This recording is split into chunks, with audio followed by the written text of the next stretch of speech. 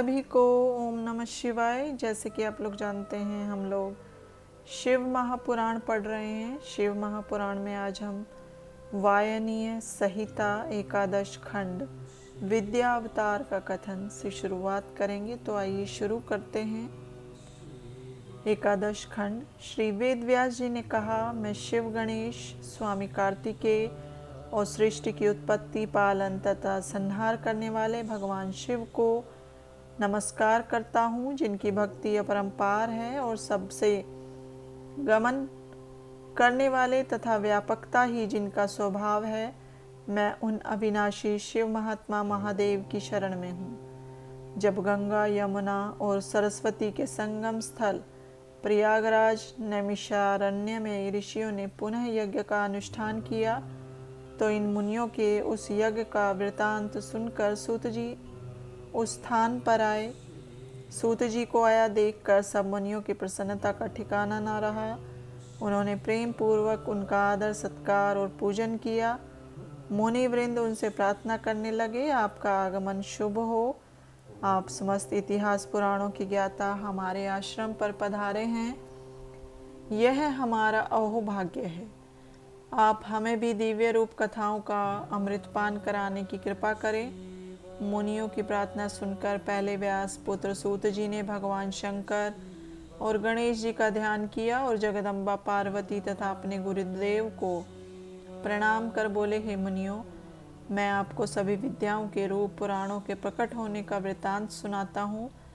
श्वेत कल्प के समय वासुदेव ने जो कहा था, उन्हीं शब्दों तथा अर्थों से युक्त, न्याय से परिपूर्ण, शास्त्रों के अर्थों से शोभित यथा कर्म ही को पुराण कहते हैं। 4 वेद, 6 शास्त्र, मीमांसा, न्याय, धर्मशास्त्र, सभी पुराण आदि ये 14 प्रकार की विद्याएं हैं। आयुर्वेद, धनुर्वेद, गंधर्व वेद, अर्थशास्त्र की 14 विद्याओं में शामिल कर देने से 18 प्रकार की विद्याएं हो जाती हैं। इन विद्याओं के निर्माता भगवान शंकर ही हैं। शंकर की रचना का कार्य ब्रह्मा जी को दिया गया और ये 18 विद्याएं उन्हें अर्पित कर दी गई। ब्राह्मण की रक्षा का भार विष्णु जी को दिया गया। विष्णु जी ब्रह्मा जी की रक्षा करने वाले हैं और मध्यव्रत हैं। ब्रह्मा जी ने इन 18 विद्याओं को पाकर 18 पुराणों का विस्तार किया। फिर ब्रह्मा जी के 4 मुखों से 4 वेद उत्पन्न हुए। उसके बाद अन्य शास्त्रों की उत्पत्ति हुई। अतः इनका पढ़ना और समझना प्रत्येक व्यक्ति के लिए असंभव है। यह विचार कर भगवान शिव व्यास रूप में प्रकट हुए और वेदों का विभाजन करके शास्त्रों को संक्षिप्त रूप में बनाया।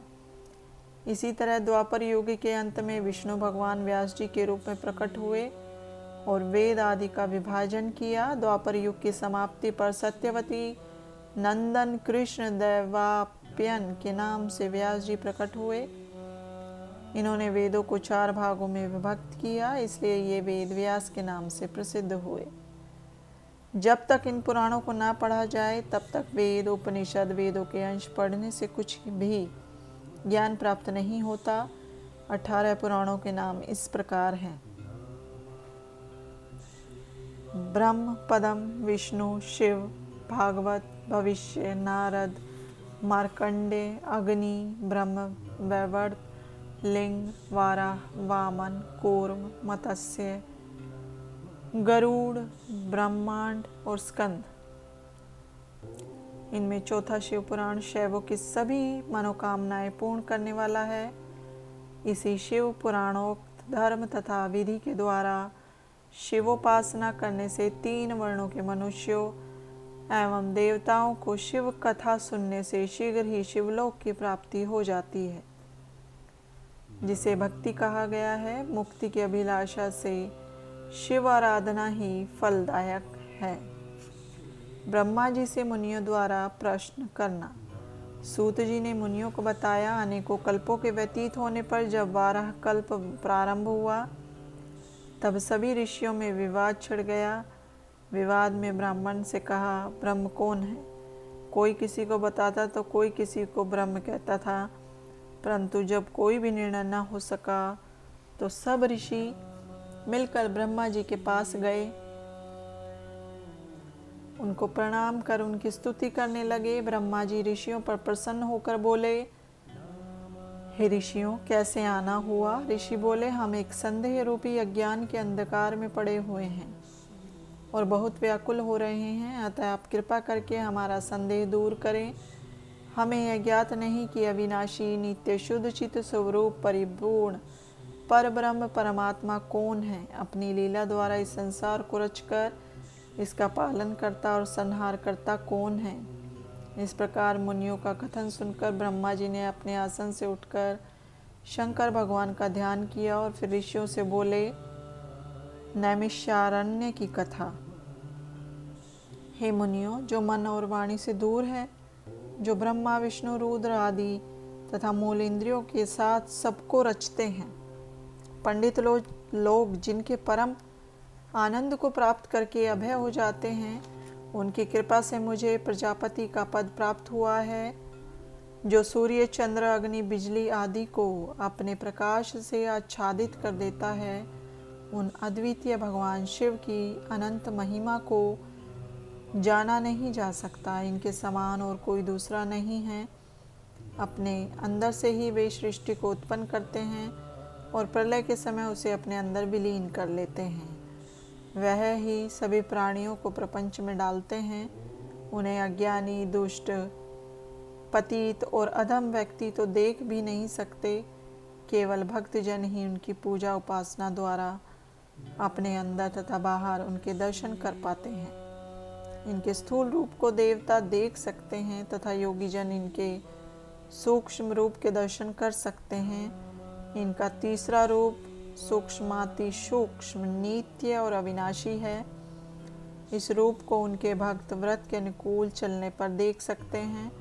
वेदों में कहा गया है कि शिवजी साधनों द्वारा प्रसन्न होते हैं। इसी तरह धर्म की अधिकता हो जाने पर उसके द्वारा ही जन्म जन्मांतरों के पापों का नाश होने पर उसे भगवान भोलेनाथ की ज्ञान सहित चंचल भक्ति प्राप्त होती है। ऐसा व्यक्ति सांसारिक विषयों से दूर होकर भक्ति भाव में प्रवृत्त हो जाता है। भाव सिद्ध हो जाने पर ध्यान कार्य में निष्ठा बन जाती है। फिर ज्ञान और ध्यान युक्त होकर मनुष्य योग में प्रवृत्त हो जाता है। वह व्यक्ति शिव समान होकर शिवधाम को प्राप्त हो जाता है। इसी कारण हे ऋषियों, तुम भी उस ब्रह्म अर्थात शंकर की कृपा प्राप्त करने की कोशिश करो। परब्रह्म परमात्मा शिव के ध्यान का अभ्यास करो। इसी के द्वारा भगवान शिव में प्रेम को प्रबल करके बढ़ाते जाओ। आप लोग ऐसा करो कि देवताओं के हजारों वर्ष पर्यंत महायज्ञ करने का संकल्प कर लो। ऐसा करने से यज्ञ की पूर्णता भी हो जाएगी। तब तुम्हारे मंत्रों द्वारा आह्वान किया जाएगा। वायुदेव भी तुम्हारे पास आ जाएंगे। उसी से तुम्हें अपने कल्याण का मार्ग प्राप्त होगा। उसके पश्चात तुम लोग परम पवित्र वाराणसी चले जाना। वहाँ पर भगवान शंकर जगत माता पार्वती के साथ भक्तों पर कृपा करने वाले लीला करते हुए विराजमान हैं। इस समय मैं अपना मनोमय नामक चक्र छोड़ने वाला हूँ। उस चक्र की नैमी जिस जगह पर गिरे उस स्थान पर तुम लोग अपना महायज्ञ करना। यह कहकर ब्रह्मा जी ने शिव जी का ध्यान करके सूर्य के समान चमकते हुए चक्र को छोड़ दिया। ऋषि लोग ब्रह्मा जी को प्रणाम करके चक्र के पीछे चलने लगे। वह चक्र चलते चलते किसी परम पवित्र विशाल भूमि खंड पर जाकर गिरा। वहाँ एक बड़ी शिला थी। उसके साथ टकराकर उसकी नैमी टूट गई। इस कारण वह स्थान परम पवित्र यज्ञ गंधर्ववादी से नैमिषारण्य नाम से प्रसिद्ध हो गया। ऋषियों ने वहाँ पर महायज्ञ करने की दीक्षा ग्रहण की। एक दिन राजा पुरु उर्वशी के साथ विहार करते हुए वहाँ आ पहुँचे। वह 18 समुद्र द्वीपों का अधिपति होते हुए भी उस रमणीक भूमिखंड के लिए लालायित हो गए। वह मोहवश अज्ञानता से मुनियों की स्वर्ण वेदी को छीनने को तैयार हो गए। मुनियों ने क्रोध में भरकर राजा पर कुशा से प्रहार कर उन्हें मार डाला। यह वह भूमि है जिस पर बैठकर ब्रह्मा जी ने पहले सृष्टि की रचना की। इस भूमि खंड को पाकर मुनि लोग प्रसन्न हुए। वायु का आगमन। ऋषियों ने उस नैमिषारण्य क्षेत्र में भगवान शंकर की आराधना करके महान यज्ञ प्रारंभ किया। यह यज्ञ 10,000 वर्षों में पूर्ण हुआ। तब ब्रह्मा जी की प्रेरणा से वायुदेव नैमिषारण्य क्षेत्र में आ गए। ऋषियों ने वायुदेव को आसन देकर उनका अभिनंदन किया। वायुदेव बोले, हे ऋषियों, आप लोगों के इस यज्ञ में कोई अड़चन तो नहीं आ रही है।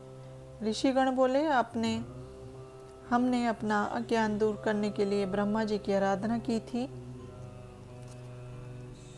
उन्होंने प्रसन्नता पूर्वक इस यज्ञ को करने की अनुमति प्रदान कर दी। उन्होंने ब्रह्मा, विष्णु, रुद्र आदि देवों के स्वामी भगवान शंकर को संतुष्ट करने के लिए शिव मंत्र को जप करने की आज्ञा प्रदान की है। ब्रह्मा जी ने आपको उपस्थित होने के लिए भी कहा था, इसी कारण आप यहाँ पधारे हैं। आपकी कृपा से हमारे 10,000 वर्षों से चल रहा महायज्ञ पूर्ण हुआ।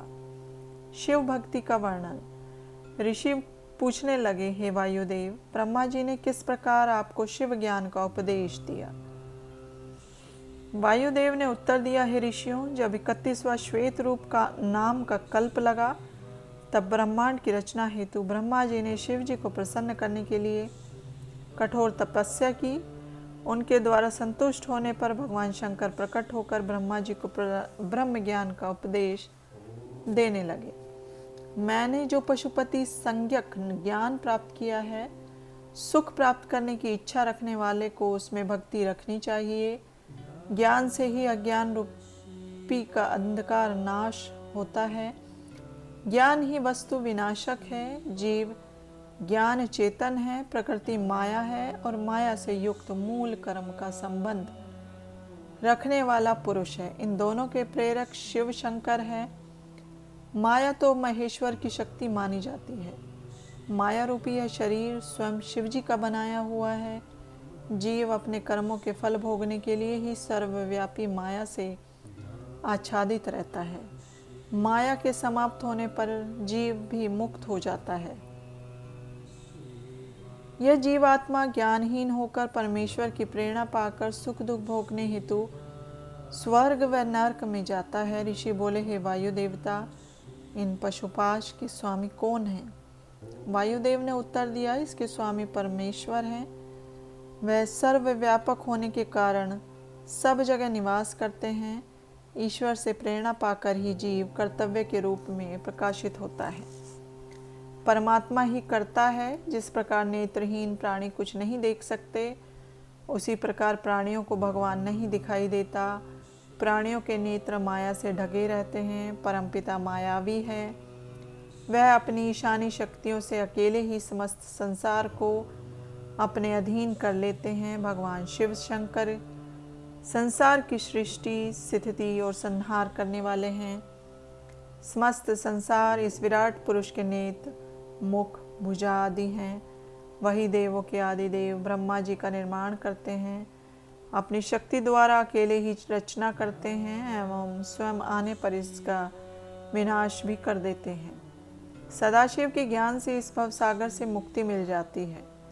ये सदाशिव अमृत रस के परम सेतु हैं। जलते हुए काष्ठ की अग्नि के समान हैं। परब्रह्म परमात्मा शिव जी के ज्ञान से ही मुक्ति मिलती है। ऋषि बोले, हे वायुदेव, यह संसार किसके अधीन होकर चलता है?